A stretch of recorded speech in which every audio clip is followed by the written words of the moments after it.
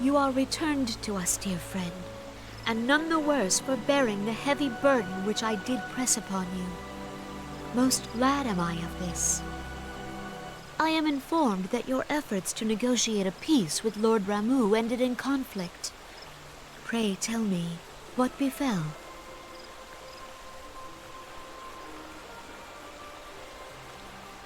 Ramuh made trial of you? I fear there is truth to his claim. It is the darkness within us that attracts the darkness without.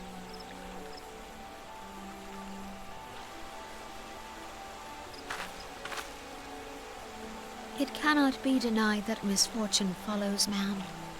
For evidence, one need only look to the conflict brewing in Cartano, or to the rising flood of refugees. Our shared struggle against the Empire should have served to seal our union. Yet the ties which bind the Alliance strain under the weight of gross self-interest. As the scars of the Calamity begin to fade, so too does our sense of common purpose. Yet now is scarce the time to forget our shared responsibility. If this new-sprung realm is to survive beyond its infancy, it must needs be nurtured by all. Eorzea must be as one. Yet I fear that dream is still far off.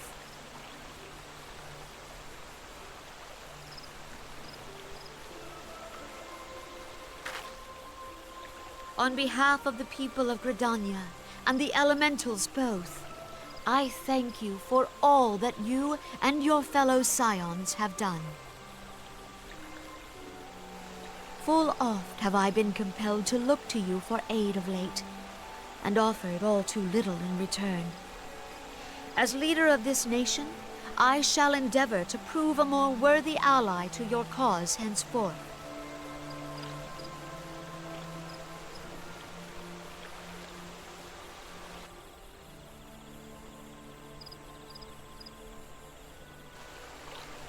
Lord Ramuh has departed, yet the keening of this ill wind grows no less insistent. Voices of the forest, pray speak and I shall listen. What unseen evil begets this unease in my heart?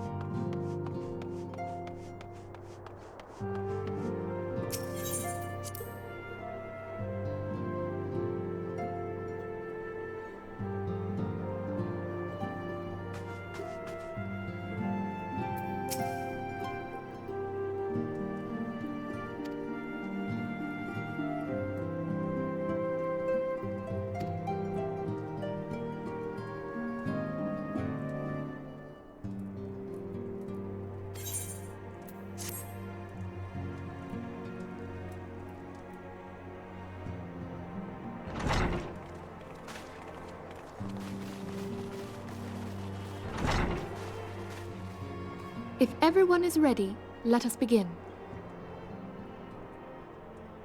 Eorzea, the floor is yours.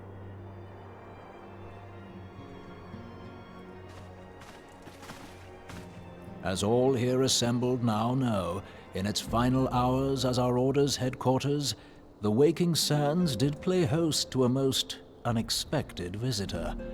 I speak of the Ascian clad in white, Elidibus. Unwelcome though his presence was, his words that day did serve to confirm a truth long suspected, that the Ascians are eternal beings, to whom physical destruction is as a temporary inconvenience. In the intervening time, Eorzea and I have striven to discover a means by which the Ascians might more permanently be slain. And 'tis my belief that we have found the thread that will allow us to unravel the twisted skein of their existence. In the moments prior to Leviathan's most recent manifestation, the Sahagin elder who summoned him was observed to undergo some manner of ascension. The etheric readings taken by Y'shtola at the time of this transfiguration have proven most enlightening. The disruption to the flow of ether was sudden and dramatic. So tangible was the agitation, I scarce had need of my goggles. The significance of Y'shtola's readings might better be understood in the context of mine own, taken at the instant of the Lord of Levin's demise.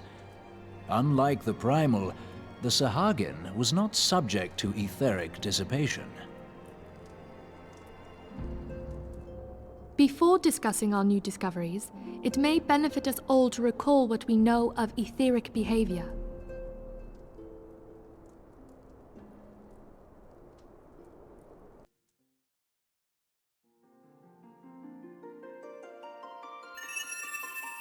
Let us begin at what some might call the end. When we who dwell in the material realm die, our spirits dissolve into the flow of ether and are returned to the ethereal realm.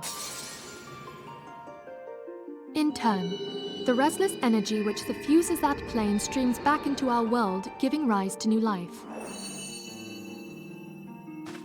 'Tis as the heavens did decree, the way of all mortal souls. Twixt this world and the next do the ethereal currents swirl, bearing the very essence of life. Thus doth the cycle of birth, death, and rebirth continue unabated.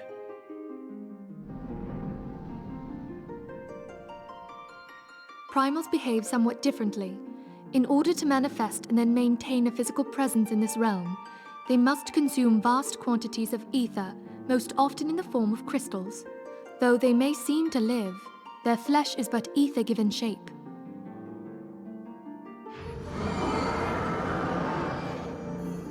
Thus, a defeated primal leaves behind no broken corpse.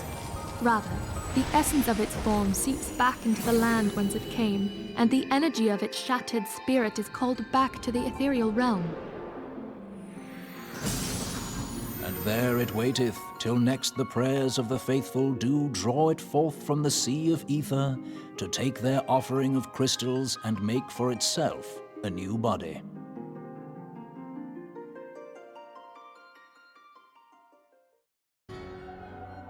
Which brings us on to the third group, the so-called immortals. They exist in a manner all their own. Quite. Even as the Sahagin elder fell to the Admiral's musket shot, I witnessed the release of an ethereal cloud, which immediately took possession of a nearby minion. A soul that dissipateth not upon the death of the flesh. The secret of life everlasting, and in the claws of a Sahagin no less. But I wonder, what would happen to one of these obstinate spirits should there be no suitable host for it to claim? If mortal death entails a return to the ethereal realm, it seems doubtful that the soul of an immortal would venture there. Nay, it merely withdraweth the distance, unto the shore of the ethereal sea, perchance, but no further. Yes, it exists in neither this realm nor the next, abiding instead in the space that lies between them.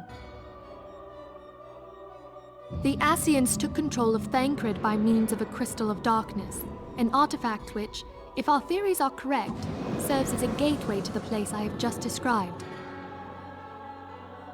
I was hoping people had forgotten about that. I am sorry, my friend.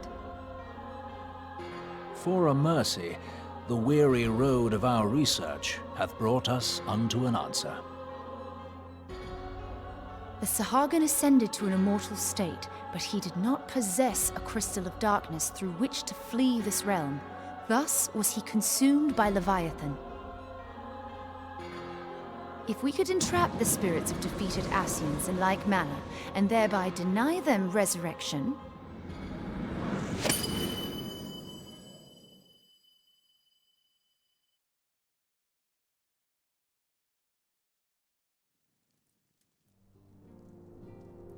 Therein lieth the path to victory. Thou art most perceptive, my lady.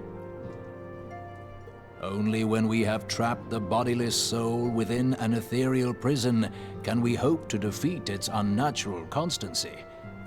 Thus might even an eternal paragon be consigned to oblivion. These feats are, of course, far easier said than done. At present, we lack a viable means to entrap and extinguish an Ascian soul.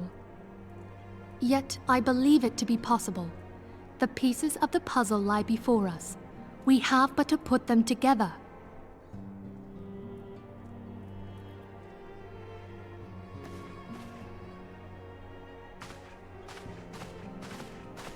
I will depart at once to convene with the sages of Garlean.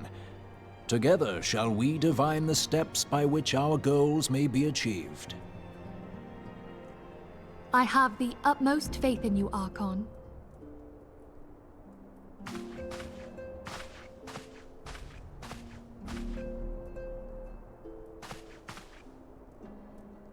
Beg pardon, antecedent, but I would raise one final matter. Even now, a Garlean survey party seeketh to ascertain the fate of the students of Baldessian. Their findings shall soon be known to us. Though you harbor feelings of dread, I bid you surrender not to sorrow, but abide instead in hopeful prayer. I shall, Archon. Thank you.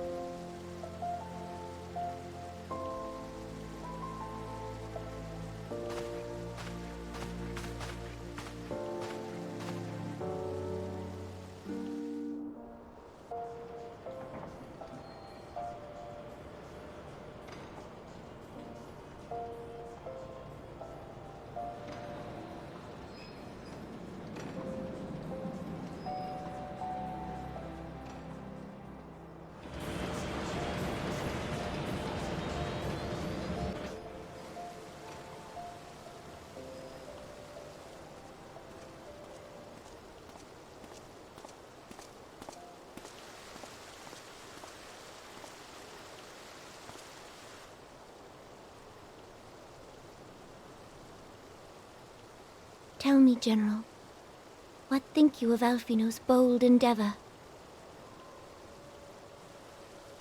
I think it is more than bold, Your Grace. His organization would pave the way for a united Eorzea. Well do I understand his impatience. Since facing the common threat of the Ultima weapon, our nations have seemed farther apart, not closer together. Considering the many problems we face, should we not be glad that someone else is taking the initiative? We have all pledged our cooperation, yet the grumbling continues behind closed doors. Ul'dah is not alone in her duplicity. I myself have doubts as to the good this organization will achieve. With the inclusion of the finest soldiers of the 3 grand companies, it promises to be a fearsome military body. But whom will it serve? even under the watchful gaze of the Scions. It is not unthinkable that such a force could perpetrate a great wrong. Does it not concern you that a significant proportion of its financial backing came from the coffers of the Syndicate?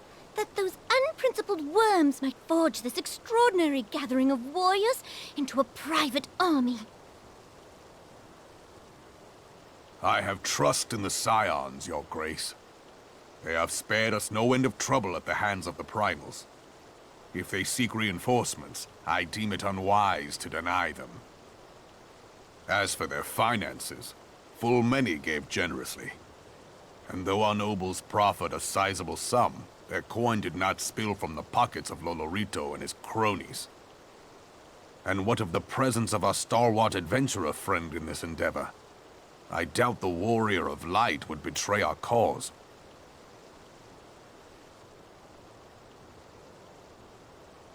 Yes, there is that, I suppose.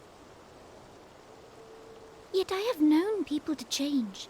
Whether we will or no, the events of the age hurl us this way and that, like a dust devil skipping across the sands.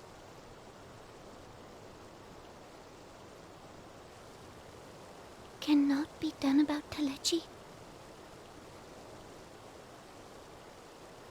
I have explored all avenues available to us, Your Grace. But as Ul'Dan law now stands, we lack the evidence to convict him of any crime.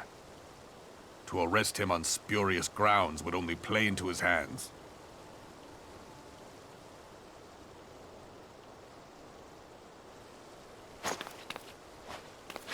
He has all but committed treason, and yet we can do nothing?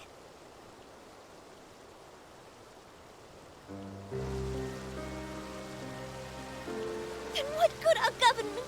What worth the royal house? How deplorable this mockery of justice!